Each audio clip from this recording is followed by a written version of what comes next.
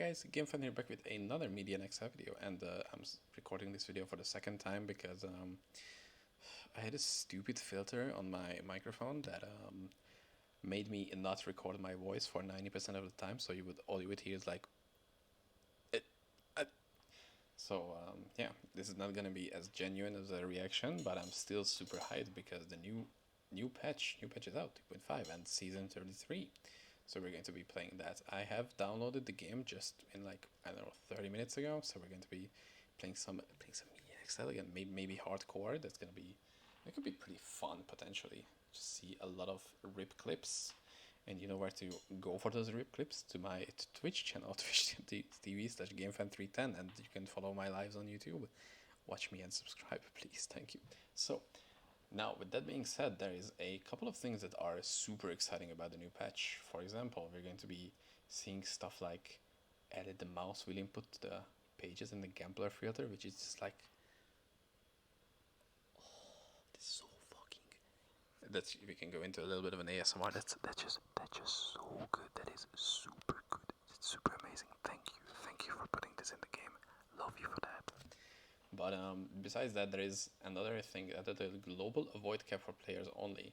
We're going to be seeing that in the character section. This is a pretty big nerf for example, the assassin, but you will see why. And we have one of the first things, which is the dungeon refresh program, which means that they're going to be reworking or refreshing a couple of these dungeons which have been in the game. For example, in the current patch, we're going to be see Uber Butcher and the rework of the Death Projector, which is super exciting because almost all of the time they introduce a new dungeon to the game, but this time they are not really introducing new dungeons. They're just making old and already existing kind of stale dungeons, and they're making them interesting, and you will see that with the Death Projector. Now the mechanic has changed. Instead of the untargetable mobs around the Death Projector, there is going to be 4 different commanders with different abilities, and for you to be able to kill the Death Projector, you need to lure at least 2 of those towards the Death Projector, which is going to make the fight difficult, and you can kind of choose how you want to make the fight difficult for yourself.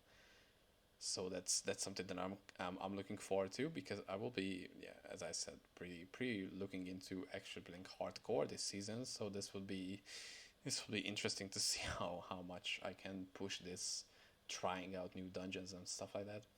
And we are going to have a new dungeon quest, which is going to be 125, which is already a little bit scary to me because, as I said, and the quest instructions are going to be from a freshly dropped butcher's teeth. So we will have to kill the old butcher to get the required info for the new butcher, which is exciting. We have some balance changes to the Legion of the Damned, but the interesting is we have the new Mirror Temple, which is a 120 dungeon. And the thing is, the new class-specific locations on the island of Skartara tombs. Those are the tombs, I think, which you saw on when you were fighting the Amazon boss in the island of Skartara. And when you go around, it's the God damn it! It's the 7 dungeons that are like the 7 tombs, which would be in the normal quest, and instead those are like class-specific statues, and those are gonna be the entrances, I think, to these. And the very, very, very cool thing about this, I cannot stress how just hyped about this I am. This is going to be rewards the ability to craft a full set for 2 arcane crystals per piece. This you can just like farm it in like normal Act 3 when you're like level 35 from 40. You can just go back to it and farm a bunch of arcane crystals and just craft your full set when you reach 120, which is like, what? That's just so fucking cool. And these are the current sets for season 33, and this will rotate every season. Like you can like look up what your character will need. And the best thing about this is that this feature is available in single player as well. So if you are a like die-hard single player SSF and you don't want to just farm K3K like 15 years until you find your class set, you can just do this dungeon and then make your set pieces for 2 arcane crystals per piece, which is insanely good. Like for SSF people, that's like the best change in all of this. Like Death Projector and Horror, like Uber Butcher, yeah, very exciting stuff. This this shit, this is like, oh my god, it's so good, beautiful. And we have some Samael changes. Just I will never reach Samael, so it's like don't know. And another big takeaway from 2.5 is the avoid mechanics overhaul. Now all sources is capped to 60, and skills granting too much avoid has been reworked. For example, the assassin's perfect being is now granting less, I think. And you can see these like penalties and such for each specific dungeon and zone and whatnot. So builds heavily relying on that is probably not gonna be as strong as it was before, but I think it still has some, some possibility of it working. But I'm not sure. I wasn't a big assassin player before, and I don't know if I will be playing assassin in hardcore right now. But maybe people who are good enough will just like, yeah, whatever, a little extra challenge, and they will still crush. But I feel like this was the bigger things, and these are just like balance changes and whatnot. One sad thing for the Werewolf Druid players is the small tornadoes on Twisting Claw no longer pierce, which is like one thing that's like, okay, so we cannot kill multiple enemies with it, right? No, it's that this change was made to prevent an interaction where standing just outside of melee range at certain angles could cause the skill to do 5 times intended damage per each use, which is like, god damn it. That was like the secret tech you had to know about to like delete stuff like Invasion 3 and just like easily standing around bosses. So this is just RIP to that build. But yeah, this is like otherwise for speed farm and shit, it's still incredibly good. And yeah, you get a little bit less avoid chance, whatever.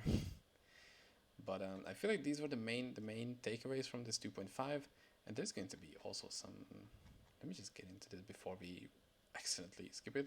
There's going to be the Mastercrafted Items, which is going to be new type of items, which are specific item bases with unique implicit modifiers to this item. For example, this Maiden Bow has 2% EVD per 3% attack speed.